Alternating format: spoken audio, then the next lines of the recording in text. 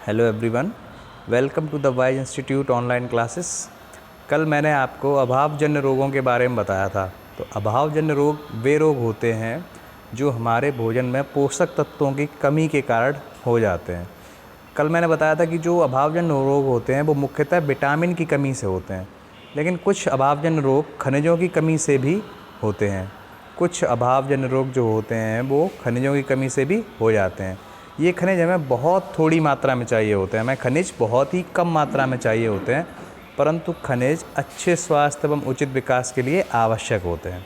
तो मैं आपको ये बताना चाह रहा हूँ कि अभावजन्य रोग वैसे तो विटामिन की कमी से होते हैं, लेकिन कुछ अभावजन्य रोग खनिजों की कमी से भी हो जाते हैं, और इसलिए हमें अपने भोजन में बहुत थोड़ी सी मात्रा में खनिज चाहिए होते हैं। तो सबसे पहला खनिज हम देखते हैं लौह या आयरन जिसको कह सकते हैं। लौह की कमी से खून में हीमोग्लोबिन की कमी हो जाती है। आपको पता है हीमोग्लोबिन जो है वो लौह से बना होता है, और हीमोग्लोबिन की कमी से क्या हो जाता है, खून की कमी से एनीमिया रोग हो जाता है। ठीक है, तो हमारे शरीर में सामान्य हीमोग्लोबिन की मात्रा 12 से 15 ग्राम प्रति डेसीलीटर होनी चाहिए। ठीक है, अगला है एनीमिया को दूर करने के लिए क्या क्या खा सकते हैं हम। हरी पत्तेदार सब्जियां, इसमें आयरन होता है। पालक, आंवला, गुड़, और वे फल और सब्जी जो काटने के बाद काले पड़ने लगते हैं, जैसे कि सेब, केला, आलू, ये सब खाना चाहिए। जो फल काटने के बाद काले पड़ने लगते हैं तो उनमें लौह की मात्रा पर्याप्त होती है। इसी वजह से हमें लौह की कमी को दूर करने के लिए हमें ऐसे फल खाने चाहिए। अब देखते हैं दूसरा खनिज है आयोडीन। आपको पता है आयोडीन की कमी से घेंगा या गलगंड, जिसमें गला फूल जाता है, वो रोग हो जाता है। आयोडीन हमें मुख्य रूप से समुद्री जीव जंतुओं से मिलता है। समुद्री जीव जंतु जो होते हैं उनसे मिलता है हमें आयोडीन। हमें हरी पत्तेदार सब्जियों से भी आयोडीन मिलता है, और जो हमारा नमक होता है, आजकल नमक आयोडीन नमक के साथ मिला हुआ भी आता है। ठीक, ध्यान रखेंगे कि आयोडीन की कमी से घेंगा रोग हो जाता है। ये हमारा खनिज था। अगला खनिज है कैल्शियम। देखिए, कैल्शियम की कमी से हमारी हड्डियाँ और दांत कमज़ोर होने लगते हैं। ठीक है, कैल्शियम हमें मिलता कहाँ से? दूध से, अंडा से, सेब और हरी पत्तेदार सब्जियों से, मछली से, कसावा से, इन सब से हमें कैल्शियम मिलता है। कैल्शियम और लौह हमारी मांसपेशियों की सुचारू क्रिया के लिए आवश्यक हैं। हमारी मांसपेशियों की क्रिया के लिए कैल्शियम और लौह बहुत ही आवश्यक तत्व होते हैं। ठीक है, अगला है फास्फोरस। अगला खनिज फास्फोरस है। तो यह भी हमारी हड्डियों और दांतों के लिए ज़रूरी होता है। फास्फोरस हड्डियों में भी फास्फोरस भी पाया जाता है कैल्शियम के साथ साथ। ठीक है, यह हमें दूध, केला, हरी मिर्च, पनीर, कलेजी, गुर्दा और पत्तेदार सब्जियों से मिलता है। ठीक है, स्रोत देखेंगे आप। कोबाल्ट धातु विटामिन B12 के लिए आवश्यक होता है। बहुत इंपॉर्टेंट है ये, आपसे कई बार पूछा जा चुका है कॉम्पिटिशन्स में कि विटामिन B12 में कौन सी धातु होती है, तो कोबाल्ट, इसलिए इसको साइनकोबैलामीन भी कहते हैं। ठीक है, कोबाल्ट धातु विटामिन B12 के लिए आवश्यक होती है। B12 कमी से लाल रक्त कोशिकाएं परिपक्व नहीं हो पाती हैं, RBC मैच्योर नहीं होती हैं अगर आपके भोजन में विटामिन B12 नहीं है। हमें भोजन पकाते समय निम्नलिखित बातों का ध्यान रखना चाहिए ताकि भोजन से विटामिन और खनिज नष्ट ना हो और हमारा भोजन संतुलित रहे। तो सबसे पहली बात हमें क्या ध्यान रखनी चाहिए? सब्जियां काटने के बाद नहीं धोने चाहिए, उन्हें काटने से पहले अच्छी तरह से धो लेना चाहिए, क्योंकि अगर आप काटने के बाद धोते हैं तो उसमें से सारे के सारे पोषक तत्व जो विटामिन और खनिज हैं वो निकल जाते हैं। ठीक है, बढ़ते हैं आगे। और क्या क्या हम सावधानी बरत सकते हैं? चावल और दाल को ज़्यादा देर नहीं धोना चाहिए। खाने को ज़्यादा देर तक पकाना नहीं चाहिए, इससे भी हमारे खनिज और विटामिन नष्ट हो जाते हैं। खाना पकाते समय उसमें ज़रूरत से ज़्यादा पानी नहीं डालना चाहिए। ये कुछ सावधानियाँ बरतनी चाहिए। अब क्या है, कुछ बीमारियों के घरेलू उपचार। जैसे आपको दांत में दर्द है तो आप उसका उपचार क्या करेंगे? घरेलू उपचार, हींग का चूर्ण और लौंग का तेल लगाने से आपको दांत के दर्द में राहत मिलती है। ऐसी पेट दर्द है तो हींग और अजवाइन से पेट का दर्द ठीक कर सकते हैं। आम बुखार है अगर आपको, आम का मतलब है सिंपल फीवर, ना कि आप आम वाला बुखार समझें, तो इसमें क्या होगा, मेथी की चाय पीने से आपका बुखार ठीक हो सकता है। घाव अगर हो गया है तो उसमें हल्दी का लेप लगा सकते हैं। ठीक है, मोच हो गई है अगर पैर में तो हल्दी और चूने का लेप लगा सकते हैं। ठीक, आँख की सूजन है तो धनिए के बीज का इस्तेमाल किया जा सकता है इसमें। ठीक है, और आँखों में अगर जलन है तो आप खीरा रख सकते हो, चाय की पत्ती की पट्टी बना के रख सकते हो आँख पे। गला ख़राब है तो अदरक और गुड़ ले सकते हो। बदहज़मी है तो आप सौंफ ले सकते हो। ठीक है, तो कुछ ये थे आपके बीमारियों के घरेलू उपचार। ठीक, अब देखते हैं आगे भोजन का संरक्षण क्या होता है।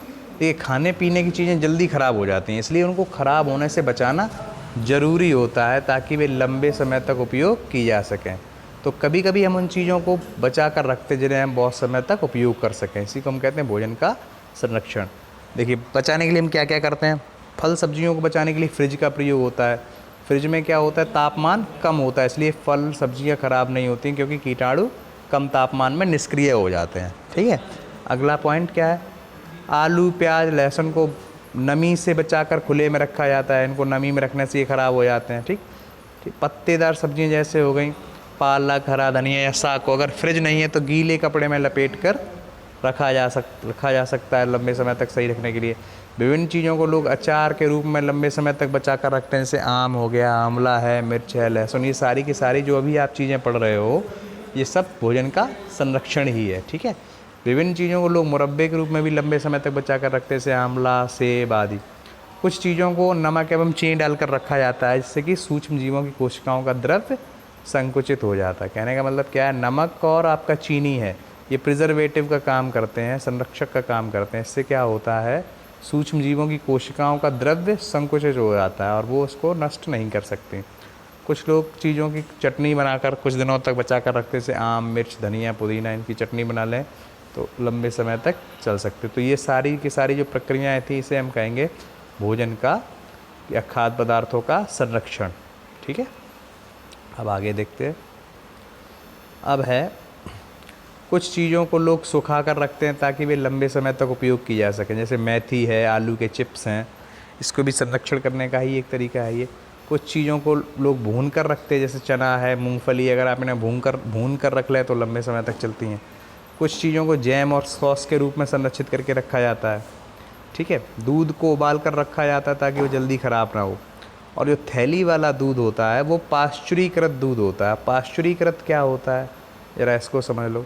पाश्चुरीकृत करने के लिए दूध को 62.8 डिग्री सेल्सियस पर 30 मिनट के लिए 62.8 डिग्री सेल्सियस पर 30 मिनट के लिए या 71.7 डिग्री सेल्सियस पर 30 सेकेंड के लिए उबाल कर और ठंडा करके थैलियों में पैक कर दिया जाता है जिससे वे जल्दी ख़राब ना हो।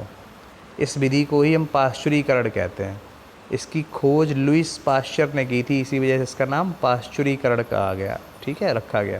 ध्यान रखेंगे आप, 62.8 डिग्री सेल्सियस पर 30 मिनट के लिए उबाल कर और ठंडा कर दिया जाता है तुरंत, और थैलियों में पैक कर दिया जाता है। ठीक है, इसी प्रक्रिया को पाश्चुरीकरण कहा जाता है। अब खाद्य अपमिश्रण का अर्थ क्या है। खाद्य अपमिश्रण का अर्थ है खाद्य पदार्थों में किसी अन्य पदार्थ की मिलावट अथवा उसमें अवांछित वस्तु से प्रतिस्थापित करना। अपमिश्रण से उपभोक्ता को दो प्रकार से हानि होती है। खरीदने वाले को दो तरीके से नुकसान होता है।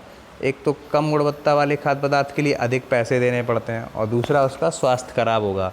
ठीक है, और दूसरा क्या है, कुछ अपमिश्रक स्वास्थ्य के लिए हानिकारक होते हैं जिससे मृत्यु तक हो सकती है। उदाहरण स्वरूप सरसों के तेल की मिलावट से व्यापक स्तर पर ड्रॉप्सी नामक रोग हो जाता है। सरसों के तेल में अगर मिलावट है तो ड्रॉप्सी नामक रोग हो सकता है।